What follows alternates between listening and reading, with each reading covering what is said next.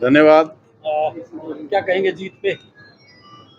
ये जीत India alliance ने जो कुशासन के खिलाफ संघर्ष किया और तमाम, मैं समझता हूँ कि ये चुनाव की जीत यहाँ की आम जनता की जीत है, उन इंडिया अलायंस के नेता कार्यकर्ताओं की मेहनत की जीत है और जो संघर्ष की जीत है। मैं समझता हूँ जिस तरह से 14 और 19 में भारतीय जनता पार्टी ने और उसके अलायंस ने क्लीन स्वीप किया था, ये पहली बार बराबरी का हिस्सा हुआ और संघर्ष का है, क्योंकि शेखावाटी आजादी से पहले और आजादी के बाद आम जनता में जब भी तकलीफ आई है, संघर्षों में सबसे अग्रणी रोल अदा किया है और अभी भी इस तानाशाही सरकार के खिलाफ निश्चित रूप से चुनावी जंग में संघर्ष किया। कारण मानते हैं सर जीत के?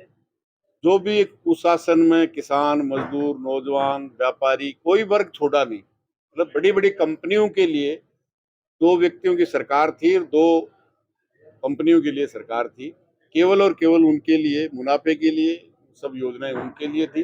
जो भी वायदे भारतीय जनता पार्टी ने किए थे 2014 में, जिनके आधार पे देश की जनता ने उनको 30 साल के बाद किसी एक दल को स्पष्ट बहुमत दिया था और एक दफे नहीं 2 दफे दिया था, लेकिन एक भी वायदा पूरा नहीं किया। और अफसोस इस बात का है कि पुलवामा को हुए 5 साल से ज्यादा हो गए, 2019 के चुनाव में हुआ था, 5 साल में अभी तक जांच करके सरकार ने नहीं बताया कि इतने भारी मात्रा में आरडीएक्स किस तरह से आई, किसकी गलती रही और किस तरह से 40 जवानों की शहादत हुई और उसके लिए कौन सी गलतियां थी।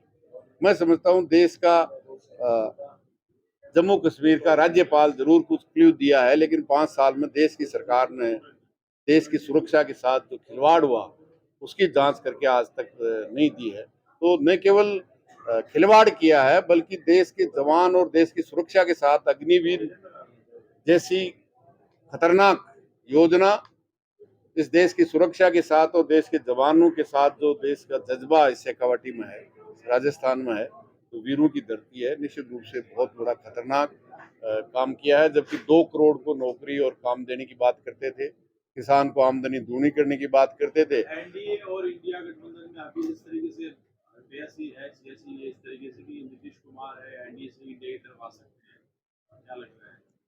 अभी ये तो है कि भारतीय जनता पार्टी का आंकड़ा क्या आता है। एनडीए में तो जो भी 7 दल हैं, समझता हूँ कोई भी रहेगा नहीं अगर भारतीय जनता पार्टी को 272 नहीं मिलेगी। उससे तो दूर ही है, 272 से दूर है तो डूबती नैया से चूहे भी कूद जाते हैं। इंडिया को एक भी नहीं रहेगा। और जिस तरह से तानाशाही की है, जीएसटी आने के बाद पूरे देश का टैक्स 90% देश की सरकार के पास जाता है और राज्यों का हिस्सा वो देश की सरकार देती है। उसमें जिस तरह का भेदभाव किया है, इसलिए कोई भी दल भारतीय जनता पार्टी के साथ नहीं रहा।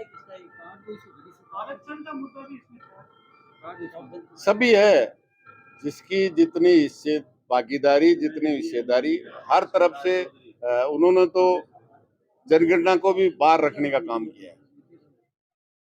क्या नीतीश कुमार पे कुछ दाव कर सकते हैं? नीतीश कुमार छोड़ सकते हैं, आप क्या उम्मीद करते हैं? भाई ये तो अभी दिल्ली में होगा।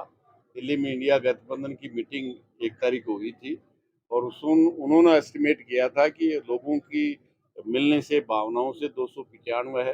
अभी संपूर्ण रिजल्ट आएगा, कितनी आती है भारतीय जनता पार्टी को। मैं ये कह सकता हूँ कि 272 नहीं आएगी भारतीय जनता पार्टी को, तो फिर भारतीय जनता पार्टी का प्राइम मिनिस्टर नरेंद्र मोदी नहीं बनेगा। कौन छोड़ने वाला, कौन कौन होंगे सबसे पहले? भाई जो इनके साथ थे, जब भारतीय जनता पार्टी अछूत पार्टी थी, जब शिवसेना और अकाली दल उनके साथ थे, उन सबको मिटाने का काम किसने किया? इसी नरेंद्र मोदी ने किया है।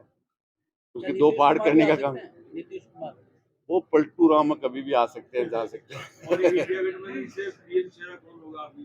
वो तमाम इंडिया गठबंधन के दल बैठ के तय करेंगे, वही हो जाएगा। पीएम की कोई लड़ाई नहीं है। और मार्क्सवादी कम्युनिस्ट पार्टी तो वो है जो पीएम बना रहे थे 96 में, उसको भी ठुकराया। इसलिए पद के लिए सीपीएम और न इंडिया गठबंधन का कोई दल है ऐसा दावा करता है, निश्चित रूप से। न कब